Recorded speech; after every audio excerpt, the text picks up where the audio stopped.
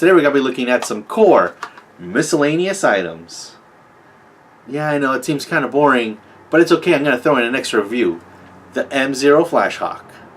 So let's take a look at these miscellaneous items and the M0 Flash Hawk. These are some of the Core Elite's miscellaneous items.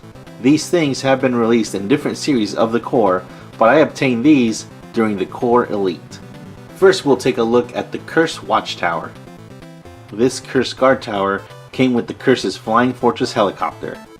I call it a Curse Guard Tower because of the big skull in the front. I thought it was kind of funny that in the package, Boulder was on top of the tower with the Curse skull painted on it. So this tower looks like it has sheet metal on top, and then it has a couple of planks of wood coming down to hold it up, and then the main part of the tower has wood paneling. And then of course, there's a crudely painted skull on there. Part of the tower actually has a hole in it, and it was pretty cool the way that they painted the skull, kind of made that as the eyes. So I guess you really could do like lookout, like kind of hunkering down inside of the tower, you can actually look through that eyepiece. Off to the side, the tower has a spotlight. But from the looks of it, it looks like you could replace that with some other kind of gun, or maybe a radar. Below the main part of the tower, we got some barbed wire. On the other side of the tower, it looks like there's these two pegs here, and these pegs, maybe they're supposed to be for some kind of a ladder accessory, because there's no other ladder on this tower. Without the ladder, he would have to climb right through the barbed wire, and I don't think that's exactly what he wants to do. And then the whole structure is being held up by these steel beams. There's a couple of holes on this, and you can tell there's a hole in the wood on the top, and then on the bottom beam there's another hole there. I'm not sure exactly what attachment used to go on this, but you can tell that something was supposed to be there.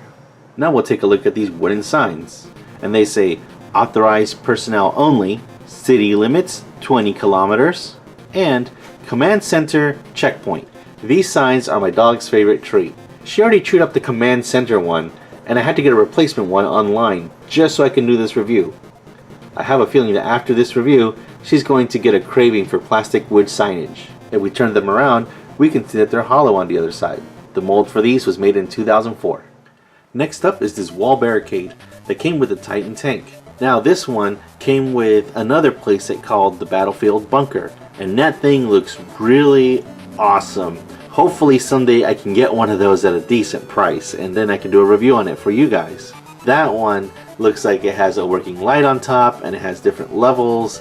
It's pretty cool looking. The first thing I noticed about this barricade is the flags on top. One of them reminds me of a Middle Eastern flag, and the other one reminds me of a Chinese flag. The wall comes in 3 sections, and they do not like to stay together. They come off pretty easily, just like that. The cool thing about this barricade is that if you have more wall pieces, you can actually attach them on either side. So maybe if you have the Total Soldier version of this, you can add more to that barricade, or you could just buy a ton of Titan tanks and just keep adding to this wall. This wall, it looks like there's some barbed wire all over the place, and we have maybe like a pipe here, and we do have some holes, and I'm not sure exactly what those are for. Maybe for some guns, or I'm not quite sure. More flags maybe. And then we do have some of these sandbags on the bottom. We have more sandbags on this panel here, and then we have this big metal piece with a grate in the center.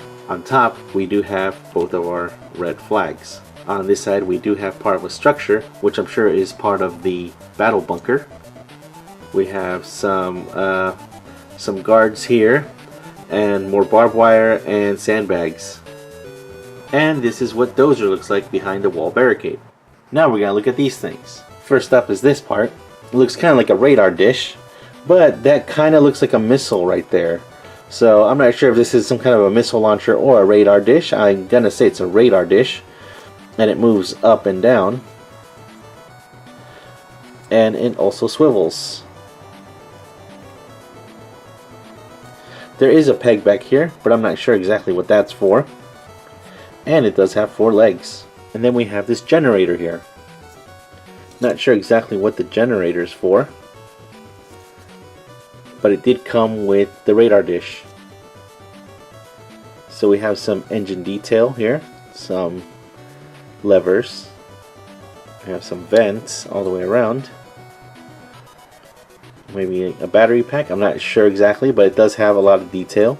It looks like this could have been attached to something at some point. And then we do have an exhaust right here. One thing I do find kind of confusing is that it does have these two parts here that you can tell it's supposed to have hoses.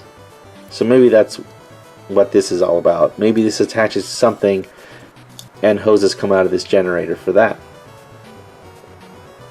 On top we just have more, I don't know, just these things going across.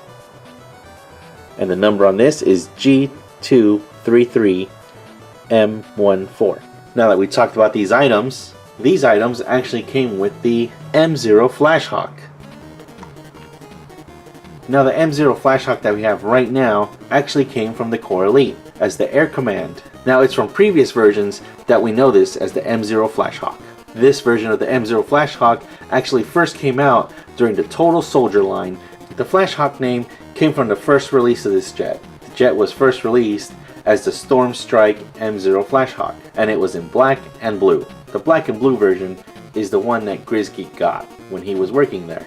Later on, we got the Flashhawk in silver and olive camouflage.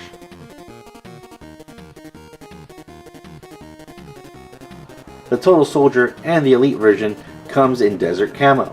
In Total Soldier, you can get the Flashhawk without a character, or you can get him with Condor. The Elite version of the Desert Hawk is actually piloted by the big cheese himself, Rain. So now let's look at the Flashhawk. As we can see, the Flashhawk just has the typical detail that any toy jet would have. The total version of the Flashhawk actually comes with a yellow dome and yellow button as well as yellow exhaust. But there is also a version with the orange stuff, and I believe that one's going to be the later version right before the Elite version was released. The Flashhawk's cockpit opens straight up. We can see that there's some detail on the seat. And we look inside, we do have a couple of joysticks, but there is no control panel. Looks like there's a sticker missing there. Flashhawk does come with a lot of different markings. First one here would be Eagle. And it has a star on it. On this side, it does say HR 4397. Then we have a couple of no step stickers right here. On this side we do have a number 99 with an X on it, or maybe it's a 66. I have a feeling it goes this way because if we look at this right here, it's a shark with 3 stars on it. On the other side we have no number, but we do have that shark logo. If we look at the fin, we do have the Eagle logo, but it looks like it's been put on there twice. So it's on either side of it, with the star in the middle. And on this side we have a checker pattern. Now you might be thinking, what is that arrow doing there? Well, that's obviously a button, and just like our other vehicles,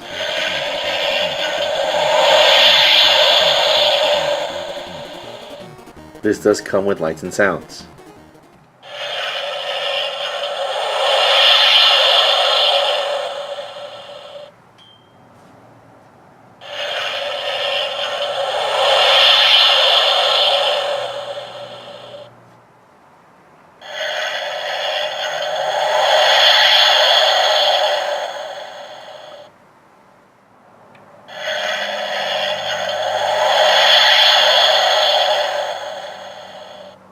Probably the best thing about this lights and sounds feature is that it's not imposing and it's not annoying. It's actually a sound that the jet would make. Although I'm still not a fan of sound effects on toys. When a kid is playing with their toys, they usually like to make the sound effects. So having the sound effects on the toys kind of takes that away. Not to mention that the sound effect is pretty short, so you're going to be pressing that button a lot.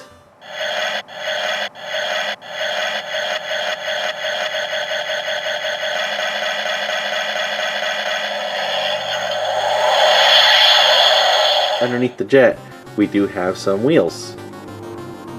These wheels do not roll.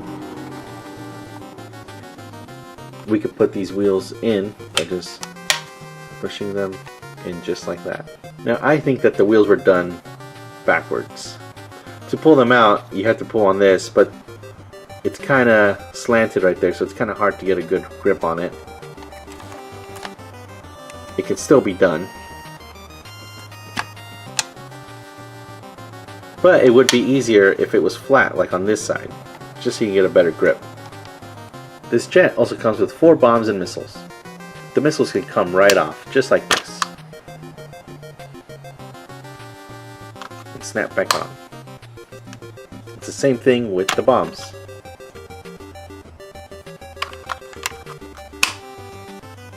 Now another feature of the wings is that they can come out.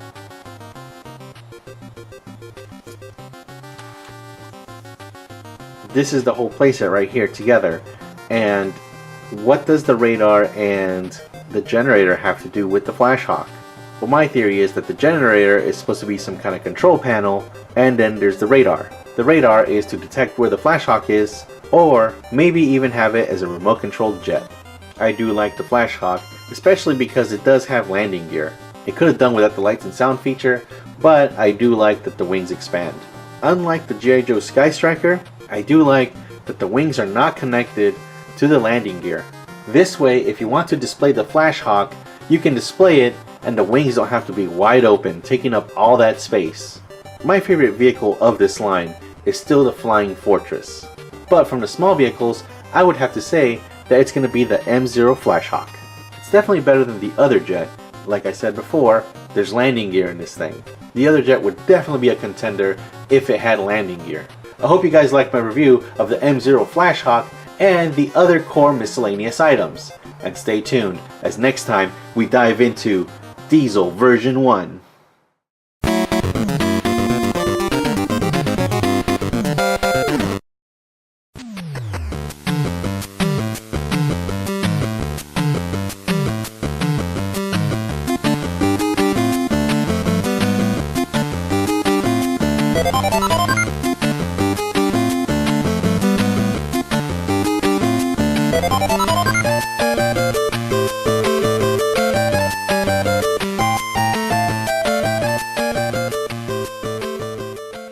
These signs are my dog's favorite treat.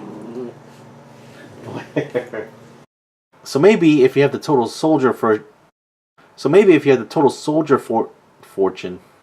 and stay tuned as next time we take a look at, well, a different type of character.